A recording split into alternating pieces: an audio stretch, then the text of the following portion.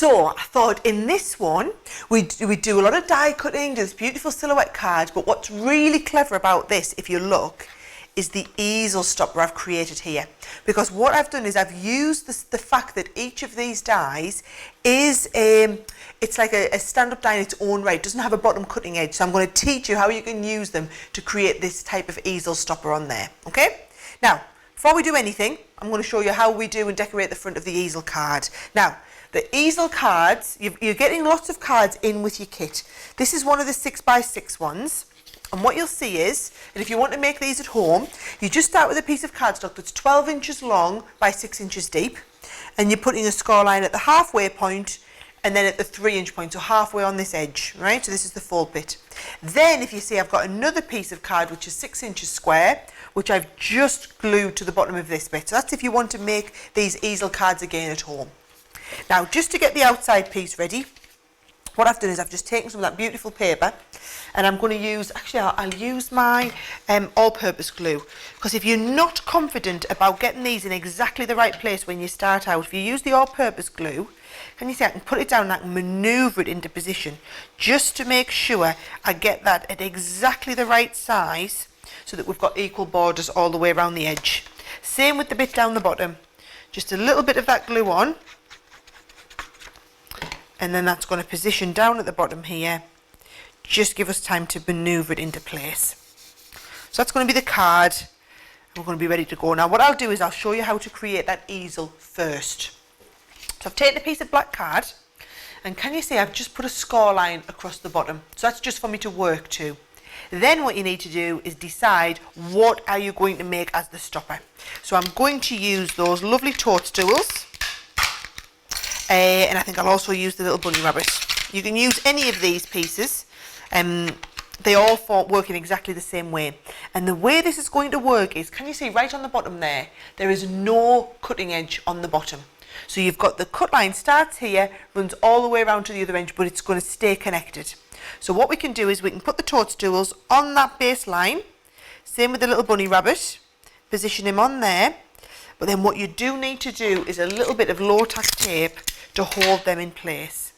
So I'm going to stick it along the top, because if I don't quite get it in exactly the right spot, or if when I tear the tape off it rips a little bit, it doesn't matter. So because we're going to take away this top piece. Alright, so then I can repeat with the toadstools on the other edge. So let me show you how we're going to do this. We're going to cut them, I'm going to cut them with the Gemini. You can use any die cutting machine. These aren't intricate dies, so we don't need to have the metal plate in. We're just going to have them cutting, then the clear plate, the magnetic plate and the top plate on there. Basic simple Gemini sandwich and run them through. Of course these will work in all of your manual die cutting machines as well, any other electronic machines, but when you've got the pressure of the Gemini you'll find you get that perfect cut first time. So I lift this off, you can see there where we've got all of that cutting. I'll just tilt that so you can see how well that's cut. So what I'm going to do is we've cut it, I'm going to release off those toadstools and I'm going to send them through again on the other edge. So if I lift that up, that's cut beautifully. I'll pop this down again and you can either leave the rabbit on or take him off, it's not going to matter. I think I'll just lift him off. So this is what I mean when I said I might rip the card. Doesn't matter though, because we're going to take that piece away. So we'll pop them toadstools on and we'll run the toadstools through again.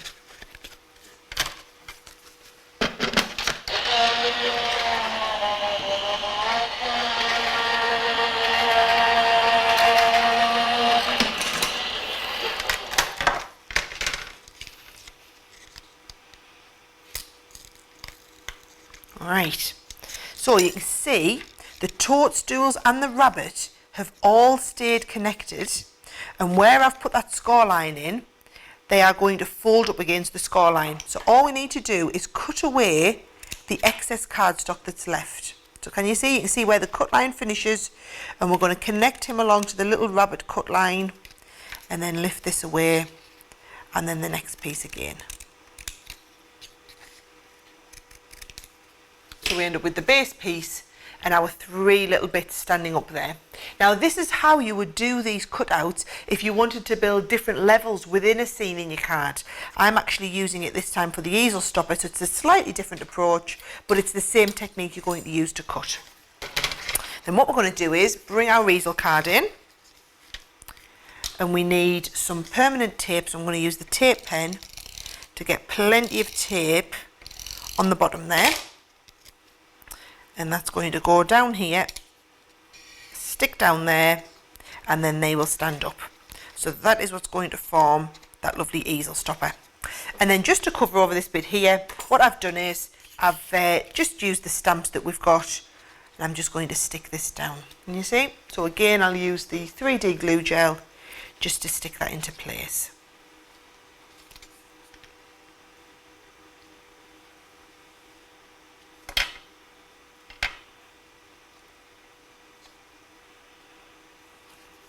Right, so for the rest of the card, what I'm doing is I'm using all of the other die cut pieces. So I'll show you, if you watch the other video we've got, you'll see where I've used this die before, and all we're going to do is cut this into the front of our card, send it through our machine once, turn it around and cut it into the base piece of the card. And when you do that, we're going to get this sort of shape. So this is going to be what we want to stick on the base part of the card, just to give us a nice frame. Now when you're doing sticking in a large area like this, my recommendation is to use our spray adhesives. So I've got our permanent spray adhesive, which is the Stick and Stay. Now it's just a very, very fine mist, so you give it a good shake, and all I'm going to do is apply that fine mist all over the base here like this. You don't need very much. And what we're doing is, in the can you've got the propellant and the adhesive. So I'm just waiting around 30 seconds for all of the propellant to evaporate. I was just using this to protect my work surface. And that is going to go, if we just take this flat down here to work on, that is going to enable me to get a beautiful all over background stick on the base of my card here.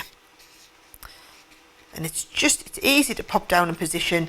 If you want to give it a good rub, you can always run over it with a brayer. So now we've got that lovely background piece ready to build up our scene. So loads of other bits of dies that we've got. This one here, these beautiful little bells. This is a really intricate die which is going to cut like this sort of shape. So we've done that cut out there. I've cut some more of the toadstools out. I've cut the fairy out from the die set that we've got, cut a couple more of the rabbits, and all I'm going to do is pop them in place with some 3D glue gel and tell that story. And then of course, remember in the set, you've got those lovely ribbons. So there's no excuse to not finish off the card with a little bit of embellishment when you get to the last stage, just like this. And that is how you use those dies. It's fabulous for a silhouette card, but great to use them positioned on your card as a bit of a stopper.